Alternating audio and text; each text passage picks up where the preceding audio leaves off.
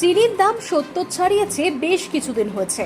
দিন 15-র মধ্যে কলকাতা সহ রাজ্যের বাজারে পেঁয়াজের দাম দ্বিগুণ বেড়ে 60 থেকে 65 টাকা হয়ে গিয়েছে। বিক্রেতারা বলছেন, গত বছর এই সময় বাজারে পেঁয়াজের খুচরো মূল্য ছিল 30 থেকে 35 টাকা। এবারও মাসের গোড়ায় সেই দামই ছিল। প্রথম সপ্তাহের শেষ থেকে দাম বাড়তে শুরু করে। খুচরো বিক্রেতাদের একাংশের আশঙ্কা, উৎসবের অনেক আগেই সেঞ্চুরি হাঁকাতে পারে পেঁয়াজের দাম। বিক্রেতা এবং সাধারণ মানুষের অভিজ্ঞতা বলে, বিশ্বকর্মা পুজোর সময় থেকে শাকসবজি সহ নিত্য প্রয়োজনীয় খাদ্য সামগ্রীর দাম বাড়তে শুরু করে।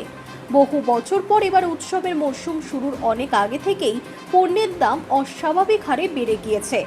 আবার এক লাফে অনেকটা বেড়ে কমে আসতে শুরু করেছে ডিমের দাম। কিছু আনাজের দামও কমছে, ব্যতিক্রম পেঁয়াজ। পশ্চিমবঙ্গের চাহিদার তুলনায় পেঁয়াজের উৎপাদন অনেকটাই কম। ঘাটতি মেটাতে মহারাষ্ট্রের নাসিক থেকে রাজ্যে পেঁয়াজ আসে। মহারাষ্ট্রের ওই জেলা থেকে নিয়মিত পেঁয়াজ আসছে। বাংলায় পেঁয়াজের খুচরো মূল্য অনেকটা বেড়ে যাওয়ার পর নাসিকের পাইকারি বিক্রেতারাও দাম বাড়াতে শুরু করেছেন বলে জানা যাচ্ছে। তবে বাজার সম্পর্কে ওয়াকিবহাল মহলের বক্তব্য, আসল সমস্যা ভিন্ন। ব্যবসায়ীদের একাংশ পেঁয়াজ মজুত করছে বলে জানা যাচ্ছে। যোগান কমে যাওয়ায় অল্প দিনে দাম বেড়ে দ্বিগুণ হয়ে গিয়েছে।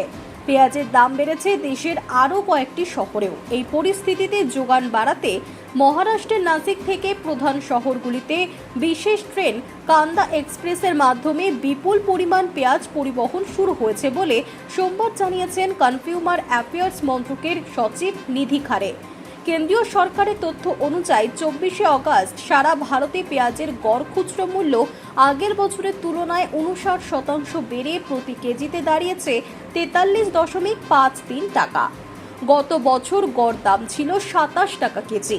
একইভাবে গড় পাইকারি মূল্য আগের বছরের তুলনায় 68% বেড়ে 35.58 টাকা প্রতি কেজিতে পৌঁছেছে।